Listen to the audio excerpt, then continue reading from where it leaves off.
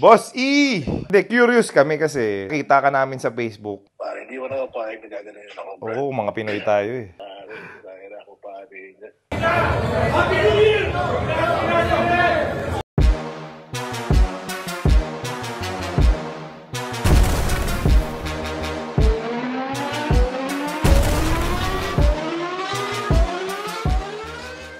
Standby ka lang dyan dahil may pag-uusapan tayong importante.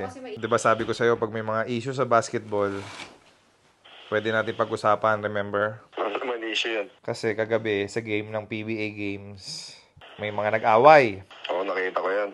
So napanood mo na kasi sabi ko nga sa'yo, lahat ng basketball related lumalabas sa Facebook, Instagram natin kasi parang algorithm na eh. Kasi kalimitan naman pinapollow natin mga former teammate natin, former coaches natin. So lumalabas talaga sa atin. Ngayon, technically tayong dalawa, curious din tayo. Ikaw curious ka rin, di ba? Anong masasabi mo dun sa napanood mo? Unang-una, for sure, very entertaining yan. Pero, hindi ko alam paano nagsimula. May source ako. Meron akong source. Sabi ng source. Ang sabi ng source natin, hindi natin pangangalanan dahil syempre protection niya yun. But ang sabi niya, ang sabi daw ni Coach Pido, syempre si Coach Pido, special sa akin, naging head coach ko rin siya sa Global Port. And maganda naman yung relationship namin. But hindi naman tayo biased dito. May nagsabi lang sa akin na ang sinabi daw ni Coach Pido, you're just one bullet.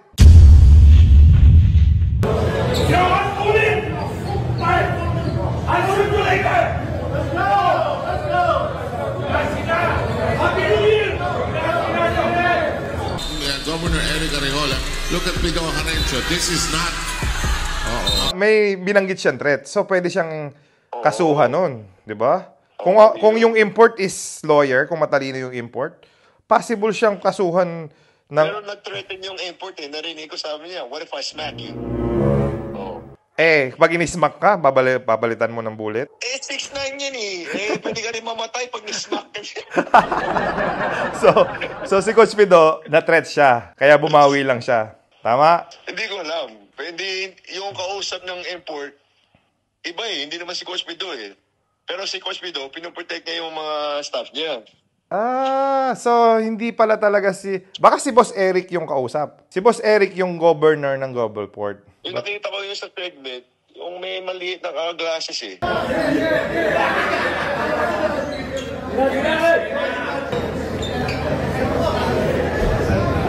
Sabi nga ni Coach Pido, you're only one bullet. And then he said, Happy New Year. Narinig mo yon, hindi binip yun.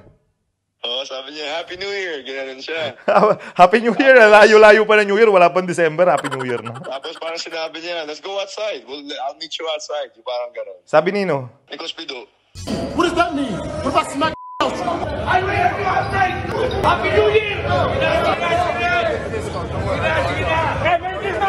Tapang ah. Oo. Tapos 6'9" yung hinamon. Pero alam mo naman yan. Ano lang yan. Hanggang locker room yan. Malamig na ang mga ulo nila. Siyempre, magano na yan. Makikikin na yung sense nila. Parang, ano lang yan. Wala yan. Di ba? Explain mo sa mga ka-amazing natin na yung emotion natin, especially after the game. Feeling ko ba, natalo ba sila o nanalo? Sino ba yung, feeling ko natalo yung NLEX, no? Talo ang Global Port. So ang lumalabas sa video, parang pikon si Global Port. Parang hindi marunong tumanggap ng pagkatalo. Ngayon, ang sabi ng source ko, ang purpose daw talaga ng Global Port is pikunin yung import. Which is normal. Oo. Sa atin nga, pag if you can't beat them, hurt them. Exactly. So, ngayon, pinipikon nila and everything. Ang end up daw, sila Global Port yung napikon. Dahil mahilig din makipaglaban ng pikunan tong import.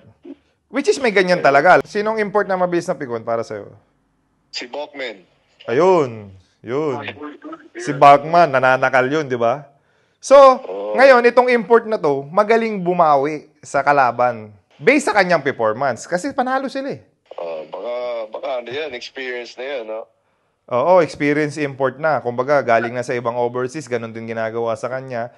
Siguro yung analogy ko na naman to, ha? Yung import, binanat-banatan ng Global Port. Kasi nga pinipikon eh, pinipisikal. inismack. So, inismack yung import. So, nung palabas na, siguro na-realize nung import, utos ng coach. Siyempre, hindi siya magagalit sa player kasi utos lang ng coach yan eh.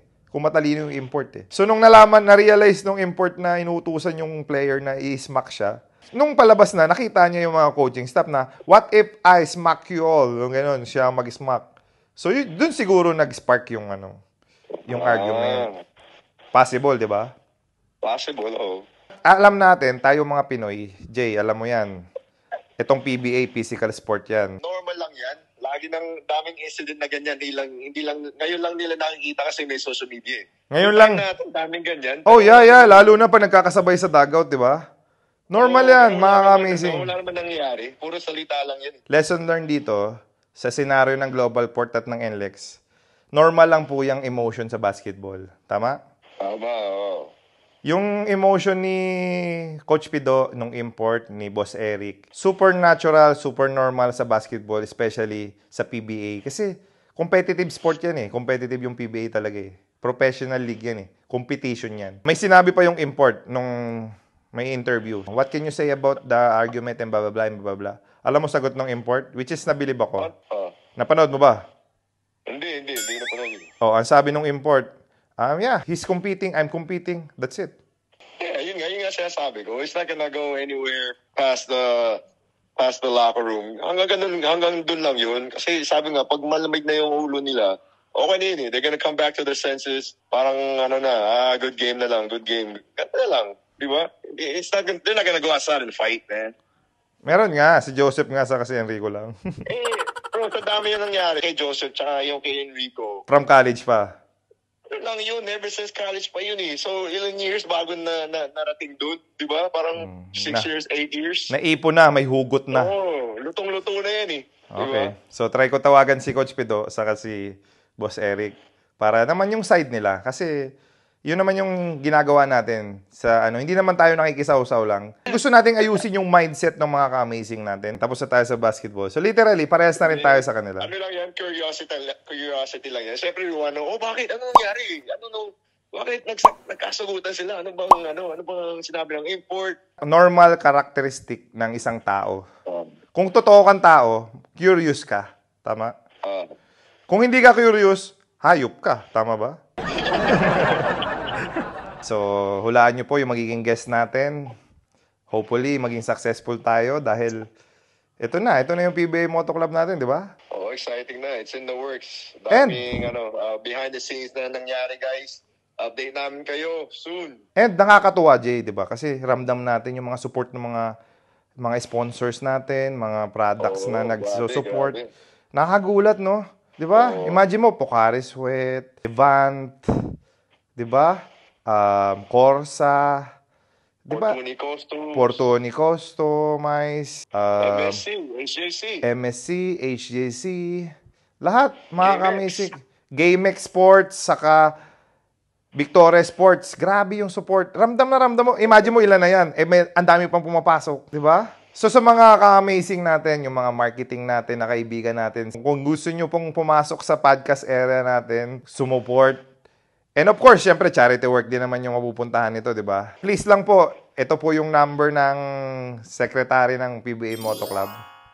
And we're accepting na po ng kasi, syempre, i-convert natin yan sa funds, yung support nyo. And babato natin yan sa talagang nangangailangan, mga ka-amazing, okay? Meron ka ba na-experience may nangyari sa yung gano'n sa dugout? I think PBA wala eh. Kasi, yun nga, first of all, lagi akong injured ng PBA days ko. Paano ako magyayabang kung laging injured? Paano ako? Saka ang payat mo eh. Wala namang matatakot sa'yo. Ay, hindi. Meron ako. Naalala mo yung niyakap ako ni Alipik? Niyakap ako ni Alipik. Ganito yung story niya. Niyakap niya ako, di ba? So, syempre, acting tough ako. Kahit malaki katawan nyo, kailangan hindi mo papakitang natatakot ka. Kahit takot ka, di ba? So, kahit natakot na ako, ipapakita ako matapang ako. So, tinitingnan-tingnan ko pa siya. Ginaganyan-ganyan ko pa siya. Halika dito. Umapit ka sa akin. Ginaganon ko. Tagalog naman. Hindi niya naman maintindihan. Ngayon, hindi niya ako pinapansin. I think panalo kami. Kasi champion kami yan eh. Nung palabas na ng dugout, nagpunta ako dyan sa dulo. Hinintay ko siya. Tapos, nung dumaan siya, hinihintay ko siyang tumingin sa akin. Nakatingin lang ako sa akin ganyan. Nakatitig lang ako sa akin ganyan. Hindi niya ako pinansin.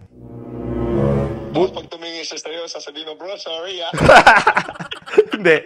Hindi. Pag tumingin siya sa akin, alis na ako. Pasok na ako sa dagat ko. So, nung hindi siya Sorry ah, part of the game lang yan. So, nung hindi siya tumingin sa akin, matapang ko, nakakatakot din pala yung tsura ko. Proud na proud ako sa sarili ko. Pero deep inside, natatakot ako pag tumingin sa akin.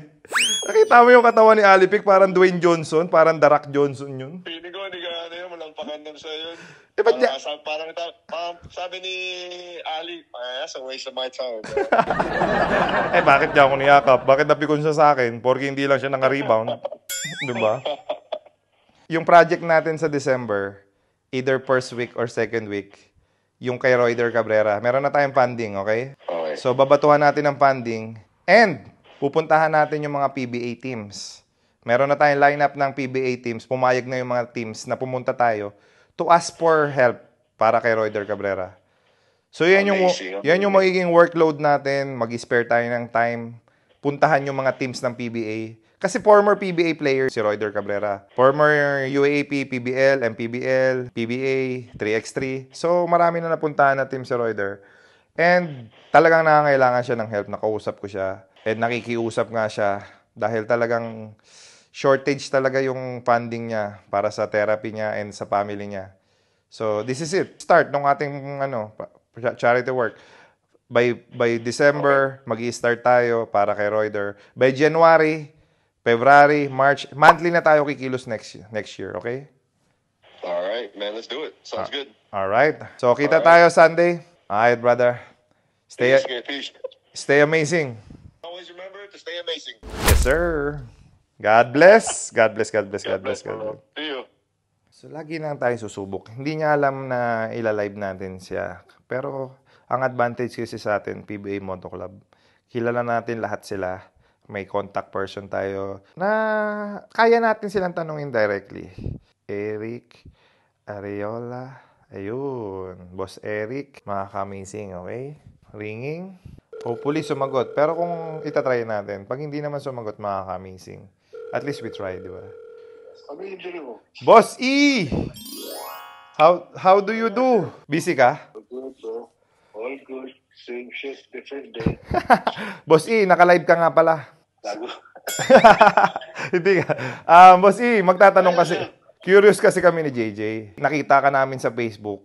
Nakikipag-argument kayo sa import ng NLEX. Oh. Okay? So gusto namin malaman, ano ba talaga nangyari? Media ka na. Hindi, yun yung workload natin, PBA Moto Club. Pero amazing lang tayo lagi. Alamin lang natin yung side nyo. Para at least yung mga ka-amazing, hindi kayo binabash, hindi kayo ginajudge. Dapat alam din nila yung side nyo, di ba?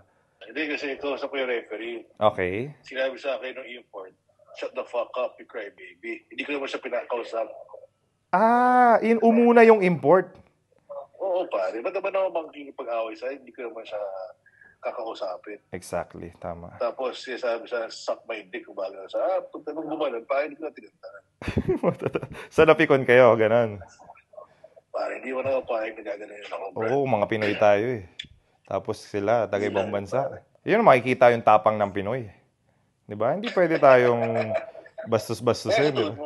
Ha? Kaya sa tuhod mo. Pinayos ko yung 2018 ko na ACL. Di ba nag-ABL ako before? Na-ACL ulit ako dun eh. Pero ngayon ko lang pina-surgery. Bakit? For what? Daming invite eh. Nag-decide na akong paayos para at least, di ba, makasabay-sabay ako kahit papano. Mag-therapy ka pa. Yun, start na ako ng therapy. Pagdadaan ng kulit. Pero, hindi, para din sa mga anak ko. Makita pa nila akong maganda gumalaw. Makalaro. Kahit papano. Malay mo, hindi natin masasabi, baka bumalik yung agility ko. Balik ako sa global port. Yung pare. Pa-championing ko yung global port, di ba? Pare. Why not? Amazing. Amazing tayo always, Bossy. Ayun, Bossy, sorry sa istorbo. Madami na tanong? Oo, dami. Actually, mag-start na yung podcast area namin sa December. If may time kayo, pwede namin kayong i-guest doon. Normal sa basketball yung emotion. Pero pagtapos naman yan ng mga sagutan, wala na yan. Isa lang naman natuloy sa mga aabangan sa labas, yung kay Joseph at kay Enrico lang.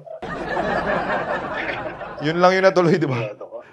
Totoo, yun natuloy lang yun eh. Pero dati, wala naman natutuloy dyan. Yung mga hamunan na ganyan. Kaya alam mo ako, Brad.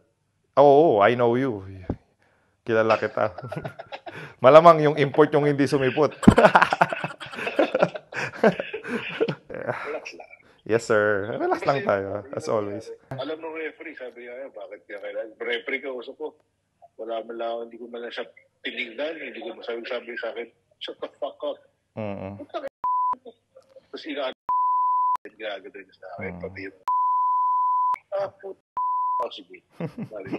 Sabi nga ni Commissioner Willie doon sa video, sige na. Malupit yung sinabi ni Coach Pido. Happy New Year. Ay, nako. Ayan. Sige, bossy, at least alam nung mga ka-amazing natin yung story nyo. Ikaw na bahala. Okay, bossy. Thank you sa time. And God bless. And good luck sa Global Port. Pare, pagaling ka. Yes, sir. Thank you. Amazing. There you go, mga ka-amazing. Kaya nag-spark yung, medyo may angas din yata talaga yung import. And di na mawawala sa import yan na maangas sila dahil minsan kasi sa basketball, mga ka-amazing, may mga players talaga na doon sila kumukuha ng energy. Doon sila kumukuha ng sa angas nila. And yung emotion nila kasama yun dahil hype na hype sila eh. So, pag hinihype mo yung sarili mo, minsan hindi mo na-realize na masasama na yung words na mababanggit mo. Or siguro yung import, normal sa kanya yung ganong words kasi may mga import talaga na medyo masakit magsalita. So, syempre, pag nasaktan yung kapwa Pinoy natin, sila Boss Eric, sila Coach Pido, yung mga players, magkaka-conflict talaga. Lalaban. Ako, European yung itsura ko, pero laking Pinoy ako. And basketball, hindi natin naatrasan yan kahit sino. Malaki man yan o maliit, lalaban tayo mga Pinoy. Parang sa buhay natin, di ba? Parang yung mga kababayan natin overseas, mga Pinoy na nagtatrabaho everyday, lumalaban tayo. Mahirap, pero laban lang kung laban hanggang sa makuha natin yung success, di ba? Parehas lang yan sa basketball, mga amazing. So, there you go. Abangan nyo po yung podcast area natin. Hindi na po nakahiga. Professional na tayo, okay? So, by December, professional na yung way natin kung paano natin i-handle yung mga gantong content. Thank you, and always stay amazing.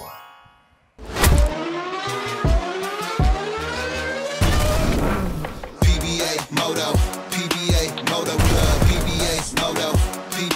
Moto Club.